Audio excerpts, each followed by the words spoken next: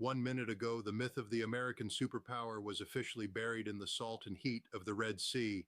While you were going about your day, while the mainstream media was busy feeding you a curated diet of domestic distractions and sanitized talking points, the geopolitical tectonic plates beneath our feet shifted with a violence that hasn't been seen since the fall of the British Empire.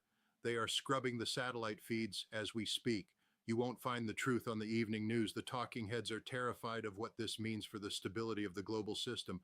But I've spent my life looking through the fog of war, and I'm telling you right now, the Red Sea blockade hasn't just failed, it has collapsed. Donald Trump's grand strategy to reclaim the waterways was just met with a checkmate that the Pentagon didn't see coming. You need to see this right now because the reality on the ground is harsher, grittier, and more dangerous than anything the elites in Washington want you to know. In my time in military intelligence, having analyzed theater-level conflicts for decades and walked the ground in the most volatile regions on Earth, I've learned to recognize the difference between a tactical setback and a paradigm shift. What I am seeing from my sources tonight, the raw telemetry, the satellite signatures, the frantic encrypted chatter coming out of the National Military Command Center points to a total systemic failure. The Bluff has been called. The United States attempted to exert its will on the Bab el-Mandeb, and for the first time in 80 years, the world didn't blink. Specifically, Beijing didn't blink. The data is clear. China has just demonstrated a capability that the experts in the Beltway said was a generation away. They've pierced the veil of Western naval invincibility. Picture the scene right now in the southern Red Sea. The sky isn't dark, it's a bruised, violent orange. There is the persistent, bone-shaking roar of secondary explosions. The air is thick with the acrid, metallic smell of cordite and the sweet, sickening scent of burning aviation fuel. Flickering communication lines are sparking across our destroyers as their Aegis systems go into a state of saturation shock. I'm seeing reports of streaks of light, Mach 7 and Mach 8 hypersonic signatures that didn't just bypass our SM-3 and SM-6 interceptors, they treated them like they were standing still. This wasn't a skirmish, this was a surgical demonstration of anti-access area denial, A2AD, that has effectively turned the Red Sea into a no-go zone for American interests. Stay with me because the most shocking part of this is coming in just a moment. I will reveal the smoking gun that the Pentagon is hiding by the end of this video, the specific piece of technology, a handshake between Chinese satellite guidance and Iranian-made kinetic warheads that proves the U.S. Navy can no longer protect its assets in the most vital maritime choke points on the planet. But first, we have to look at the tactical reality. We are talking about Wave 55 of Operation True Promise, redirected and reinforced. The Iranians and their Houthi partners didn't just fire crude missiles, they conducted a masterclass in saturation diving. When you have interceptors that cost nearly $10 million a pop trying to stop $20,000 drones and $150,000 ballistic decoys, you are losing the war of attrition before the first impact occurs. I've run the numbers on theater-level logistics for years, and the math says the U.S. Navy is out of ammo in the first 72 hours of a high-intensity conflict. Tonight, that 72-hour window just slammed shut. As we move from the tactical to the regional, the stakes are being raised to a level that should make every American's blood run cold. This isn't just about ships in the water. This is about the total collapse of the security guarantee that has underpinned the American middle class for decades. Every 15 minutes, the scope of this disaster widens. I want you to imagine the global economy as a human body, and the Red Sea is the carotid artery. Trump's blockade was supposed to show strength, but it only revealed the rot in the foundation. My sources are indicating that China has moved its Type 055 destroyers, ships that outclass our aging Ticonderoga-class cruisers in every measurable metric, into a shadow escort position. They aren't firing a shot. They are simply providing the targeting packets and the electronic warfare umbrella for the regional forces to do the work for them. What does this mean for you sitting at your kitchen table? It means the world of $3 gas is a memory. It means $10, $12, even $15 gas at the pump within weeks. It means the supply chains that bring food, medicine, and electronics to your doorstep which are already strained to the point of breaking, simply snap. The just-in-time delivery system is a house of cards, and the Red Sea collapse just blew the doors off. We are looking at a global economic shock that makes 2008 look like a walk in the park. And why? Because the elites in the State Department and the advisors in Trump's inner circle thought they could keep playing a 1990s game of gunboat diplomacy against a 21st century technological titan that has spent 30 years preparing for exactly this moment.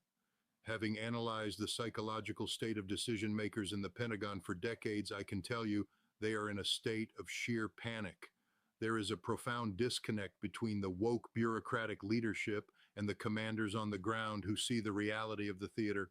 The leadership is still talking about signaling and deterrence.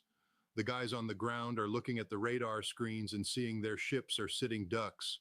The carrier strike groups, once the ultimate symbol of American power, are now nothing more than multi-billion-dollar targets. You can't maneuver a 100,000-ton ship out of the way of a hypersonic MARV, a maneuverable re-entry vehicle that is coming in at 20 times the speed of sound. The physics don't care about your "Make America Great Again" hat. The physics of the battlefield have changed, and our leadership is still reading from a script written in the Cold War. I feel a profound sense of patriotic anger when I think about our troops over there. I think about the young sailors in the bowels of the destroyers, the Marines on the deck, the airmen at the forward operating bases. They are being hung out to dry by a political class that values the myth of invincibility over the lives of the men and women they send into harm's way. They are being used as tripwires in a game that has already been lost. These elites, they sit in their bunkers in Northern Virginia and their penthouses in New York, and they don't see the blood on the water. They don't hear the sirens. They only see the stock tickers, but even those tickers are about to turn red, a deep, permanent, existential red.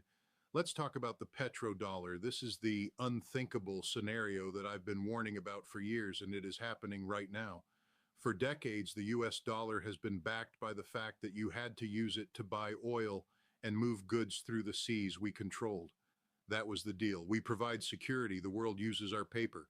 But China just showed the world that we can no longer provide that security.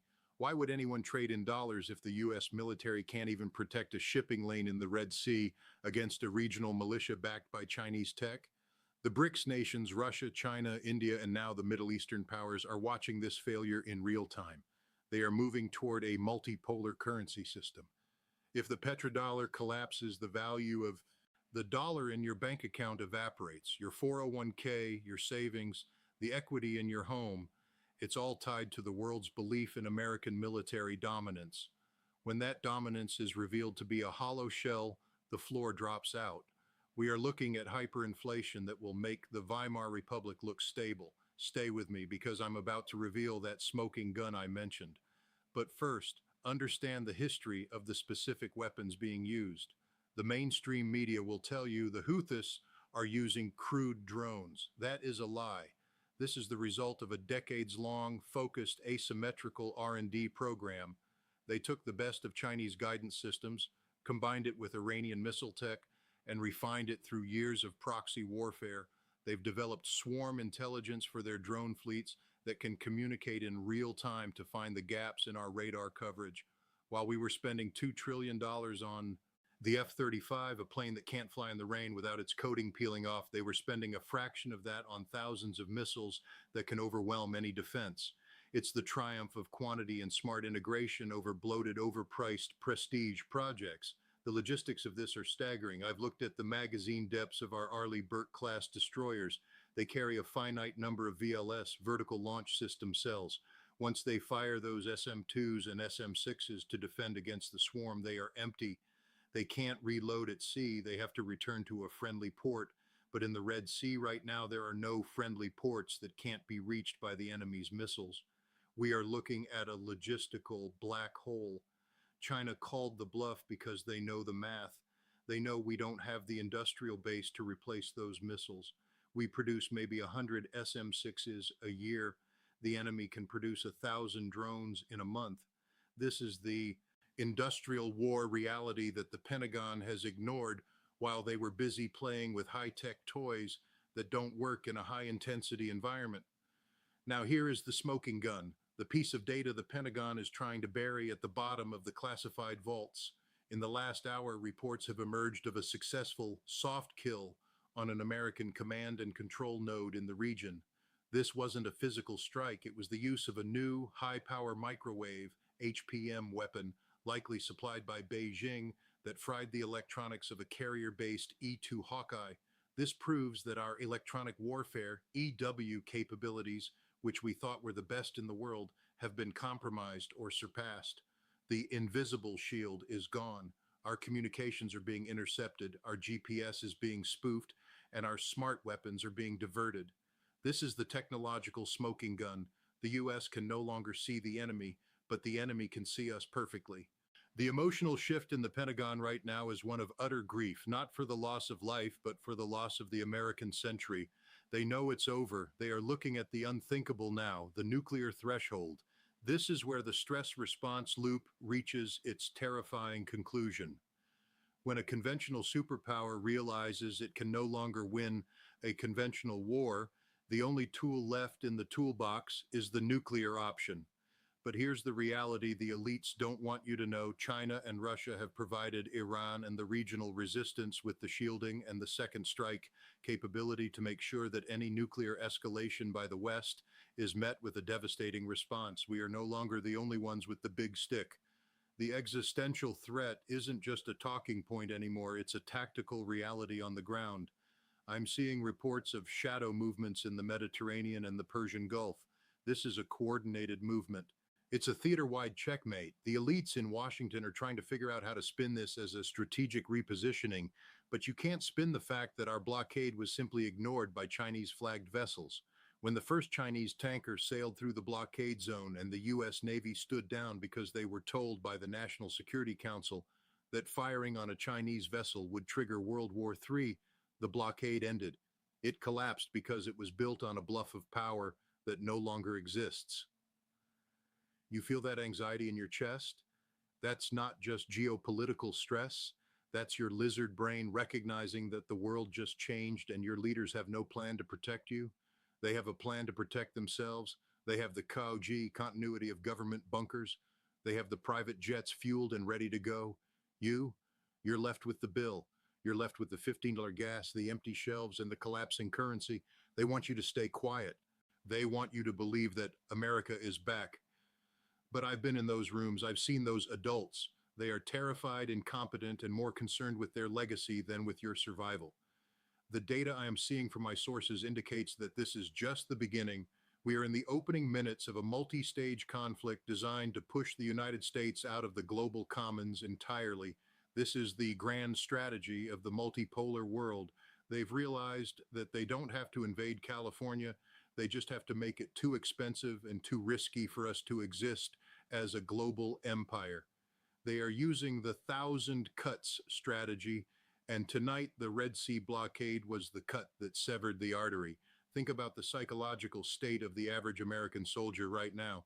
They've been told they are the best trained, best equipped force in history, and they are.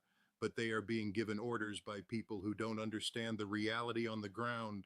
They are being told to hold positions that are tactically untenable. As a former Marine, it breaks my heart to see our boys being used as pawns in a game where the rules were changed without their knowledge. There is an insider pride in knowing the truth, but it's a cold, bitter pride when the truth is this grim. The mainstream media is going to spend the next 24 hours telling you that the damage was minimal, that the mission was a success, and that trade is flowing. They will show you old footage and claim it's current. Don't believe them. The reality on the ground is written in the charred remains of our strategic credibility. The reality is written in the frantic calls between the White House and Beijing. The reality is that the tables have been turned, and the US is now the one reacting, the one scrambling, the one trying to figure out how to survive in a world where it is no longer the undisputed king of the hill. I told you I would reveal the most shocking part of this. The smoking gun isn't just a weapon, it's a realization. A leaked assessment from within the Joint Chiefs of Staff that was circulated less than 48 hours ago. It admitted that in a full-scale confrontation in the Red Sea, the U.S. would lose at least one carrier within the first hour of engagement. They knew this was coming. They knew they couldn't hold the blockade, and they let Trump walk into a trap because they were more interested in the political theater than the military reality. They sacrificed our strategic standing for a headline. As we move forward into this new dark reality, you need to be prepared. The economic consequences for your bank account are not a potential threat, they are a mathematical certainty. When the dollar loses its status as the world's reserve currency, which is the ultimate goal of the checkmate strategy, every dollar you have becomes worth less by the hour. We are talking about the end of the American standard of living as we have known it for 80 years. This is the reality on the ground. This is the truth the elites don't want you to see. They want you to stay distracted, stay compliant, and stay quiet while they try to manage the collapse of their empire. But the orange skies over the Red Sea and the flickering lights of the failing Aegis systems don't lie. The world changed 1 minute ago. The question is, what are you going to do now that you know the truth? Because the mainstream is scrubbing the narrative, but the facts remain. The bluff has been called, the blockade has collapsed, the US is on the defensive, and the unthinkable is now the only thing on the horizon. Stay vigilant. Watch the data, not the anchors. The truth is out there, but it's a truth that requires the courage to look at the world as it actually is, not as we wish it to be. The era of American dominance is over. The era of reality has begun.